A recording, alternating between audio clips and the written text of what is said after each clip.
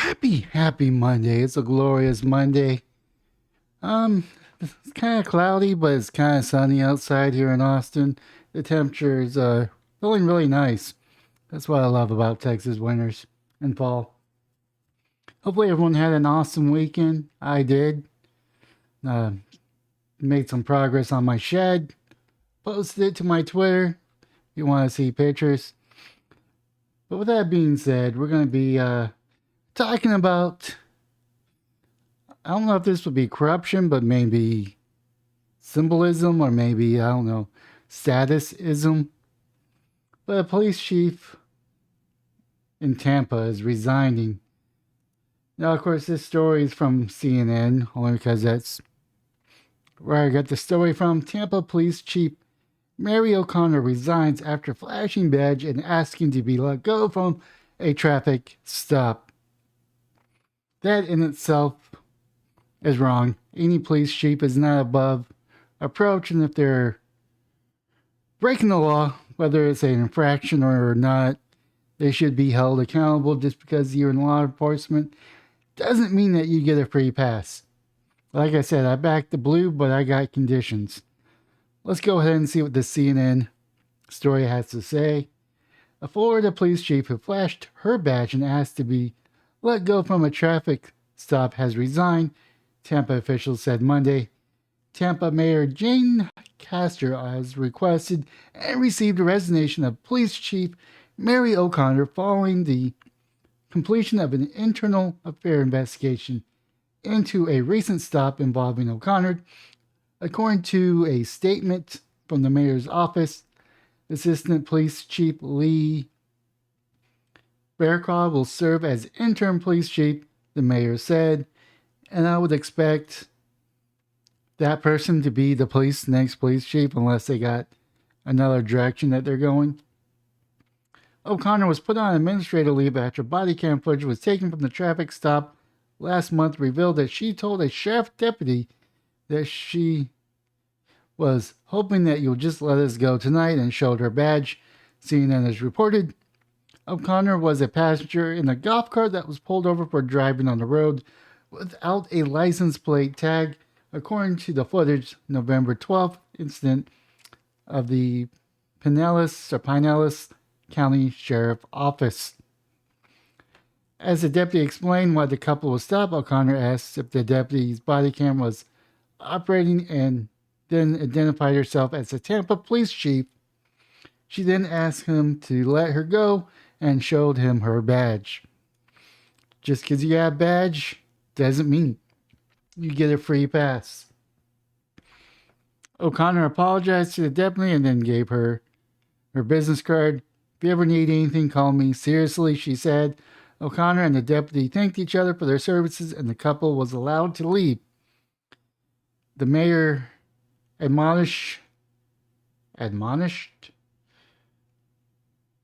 don't know if I'm saying that word right, but if I'm sounding out, admonished O'Connor's action in a statement released Monday. The Tampa Police Department has a code of conduct that includes high standards of ethical and professional behavior that apply to every member of our police force. As chief of police, you're not only abide by it and enforce those standards, but you also lead by example. That clearly did not happen in this case, Castor said. It is unacceptable for any public employee, and especially the city top law enforcement leader, to ask for special treatment because of their position. I mean, most of the time, police chiefs are just political. They're just there to make sure the direction of the city is being adhered with their policies. But more times than not, the police chief is a former police. So therefore, yes.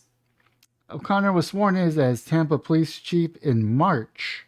Ooh, just a few months ago, huh? A CNN affiliate, Bay's News 9, reported at the time, noting that she had served the department for 22 years, rising to the rank of assistant chief before retiring in 2016. Over that time, O'Connor worked as a police chaplain to implement post-trauma training and retreat program to help officers cope with symptoms of stress associated with first responder careers, Bay News 9 reported. She also helped launch the Resources and Community Hope House program as a safe haven in a high crime neighborhood, the station said.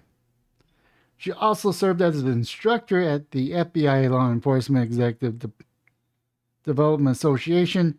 Her LinkedIn profile states the mayor on Monday recognized O'Connor's contribution as police chief, including the reducing violence, gun crime, proactively engaging with their community, and focusing on officer wellness, Castor said. But these accomplishments pale in comparison, can't speak, pale in comparison to the priority I place on integrity.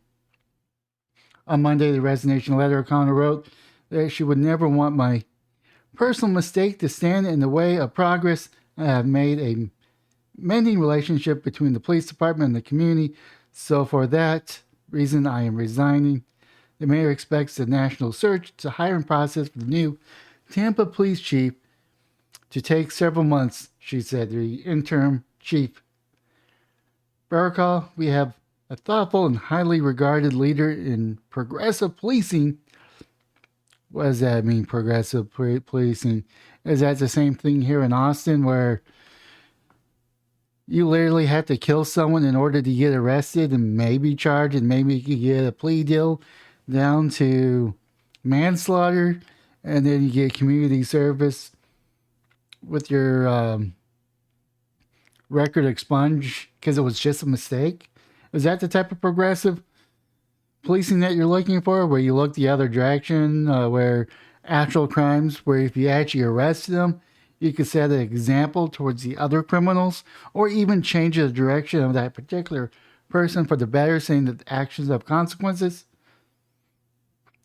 Is that what they mean by progressive policing? I really have to question. I can only refer to what's happening here in Austin.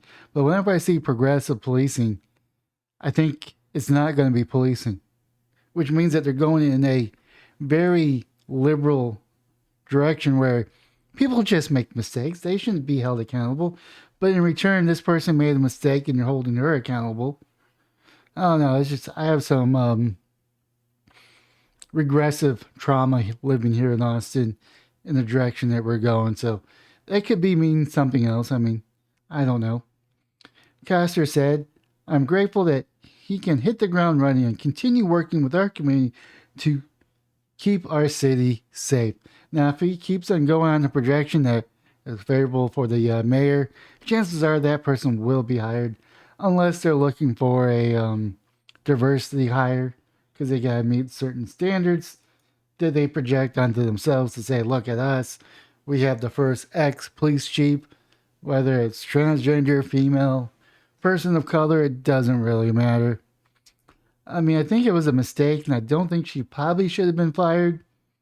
In my personal opinion, I think she should have done a public apology saying that I should have known better. This was a mistake on me, but I also understand the mayor's decision to say we expect integrity to be above approach because we have a standard to say we can't be approached because our standard is so high that even if you do approach us, it'll be clean.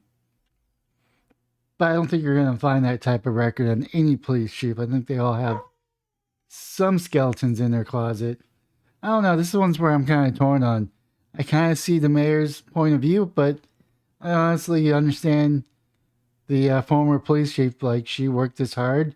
Probably she grew up where police chief got special treatments, and when she finally became police chief, she thought she was entitled to the same treatment, not realizing times have changed. Anyways, that's all I have. Leave a comment down below on what your thoughts are. If you want to, you can smash the like and subscribe button on any all platforms, or just the platform you're currently watching. But most importantly, have yourself a wonderful day, morning, or evening.